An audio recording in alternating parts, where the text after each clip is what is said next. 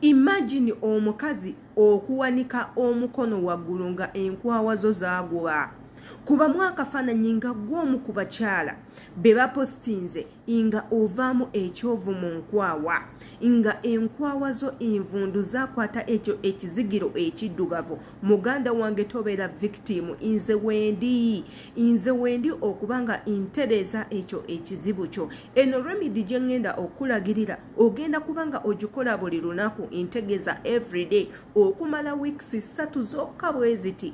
Ogenda kubanga eyo dark pigment ekuli mu nkwawa ogenda kubanga ogigobye. Togenda kuddamu kubanga enkwawa zo zivulula ekyovu. Enkwawa ezivulula ekyovu bannange zigubya engoye, zikutula engoye, zikola ebibambya mu lugoye, omuntu n'awanika enkwawa nga yonna ejjudde amazzi. Ekyo katukijjeko nga tonnaba viewinga video eno, kyolina okukola kiri kimu ky'obonyambamu ku subscribinga akade akali awaggulu k'amakulu nnyo kankizo iggokoonako mu kadaako. Buli video eneeba nga etuula ku eno channel esookawo direct, wabula ate tekikugaana kuyita mikwano gyo, tekigaana kusharinga link gisharinge n'abali eyo obagambe mujje mubeere nga muyiga. Tuula tugenda kubanga tukozesa lemon okubanga tukuuta enkwawa, naye tugenda kubanga tukikola tutya mukana akatambike nnyini we tugenda okubanga tukikola. Katutandike ne process imbalage enkwawa bazikuuta batya mu katambi akaddako k'oba olinda subscribinga beera nga onyiga kadaako video eno oleme kubanga ogisubwa inkomewo.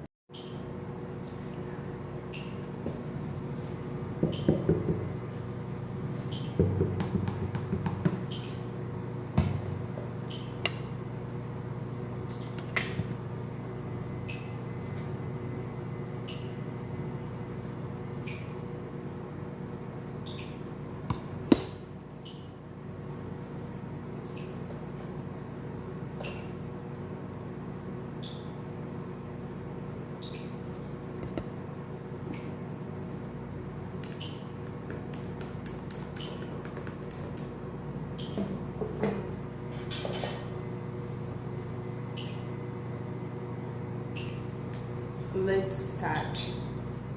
At first, you need to shave. Shaving enkwawa zo bulungi nnyo. Oli wa ddembe okukozesa shaver oba oli wa ddembe okukozesa cream. Shaving cream byonna bikola bulungi. Naye nze kambalage na shaver. Kwata shaver yo, mwa enkwawa zo bulungi nnyo. Ozimwe zitukule bulungi nnyo. Then bw'omaliriza okuzimwa, kwata lemoni yo gigyemu obusigo. Bw'oba omaze okuggyamu obusigo, tandika okukuuta mu nkwawa bw'oti.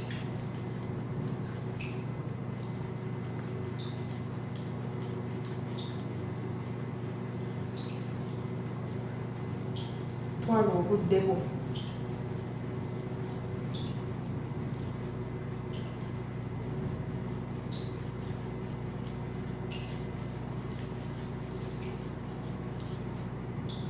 then bw'omaliriza kamuleberemu n'amazzi.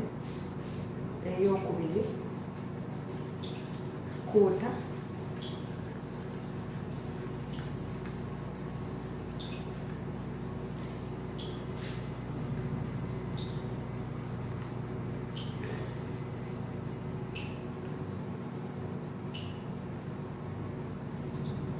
then bw'omaliriza eno lemon girinde ebeeremu eddakiika 3 munda mu nkwawa zo. Omaze okushevinga otaddemu lemon juice, mulinde amalemu eddakiika 3. Then step 2, funa akagoyeko.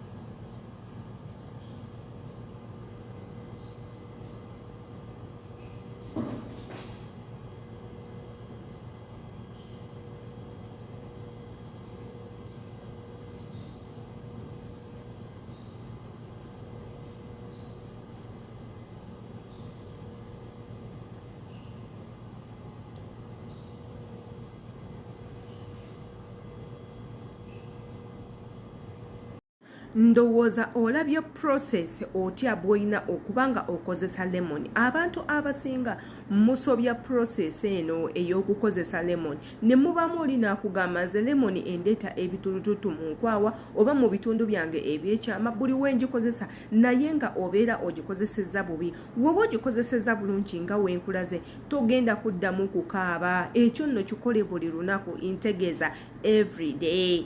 Do it every day. Let it be your daily routine. Let it be your daily hygienic routine. Nga okikola nga ebintu by'okweyonja nga gwe omwana omuwala oba omwana ow'obulenzi goberera procedure eyo. Waliwo n'engeri endala ey'okutabulamu lemoni woba nga olina obudde. Osobola okukwata turmeric powder yo ebijiiko nga 2 n'okamuliramu lemoni bulungi nnyo n'ogattamuko ku flour. Bwe ngamba flour asobola okuba rice flour, asobola okuba maize flour, obuwunga bikube wamu nga by'amazzi omaze okushevinga bulungi nnyo bikuute mu nkwawayo. Era do it every day okumala weeks 2 oba 3 ogenda kubanga eyo dark pigmentation yonna ogigyeko. Wabula teweerabira waliwo ekireeta eyo dark pigmentation etubeera mu nkwawa. Ekisooka nga deodorants ze mukozesa abakyala n'abaami mwenna abeekuba perfume be knowing nti perfume tebagikuba direct ku mubiri. Mulimu abagikola obubi n'okuba perfume munda ku skin. Munange era togenda kubanga weewala okubanga eyo dark pigmentation ejja. Deodorants ze mukozesa mulonde muno nti every deodorant nti ekola bulungi. Deodorant zigubya enkwawa. Ekyo mukiveeko. Imwe abashavings amagirita bannange stop doing it. Toddamu kukwata girita nti weesala. Omulembe gwakyuka waliwo shaving creams. Osobola okukozesa cream just 3 seconds ng'enviiri ezo zikunyuukako. Osobola okukozesa ka laser machine weekali okateekamu obutesi ne kaba nga kakuulamu ezo enviiri ate era noddayo mu procedure yo ey'okubanga yeeyonja. So baganda bange vidiyo eno bw'obanga ogifunyemu ekyamakulu don't fear to share it. Don't fear to comment. Let us know what you think in the comment section below. Ate era nakadde tokeerabira buli vidiyo eneetuula kuno kwennyini egenda kubanga ekusangayo imbaagala nnyo.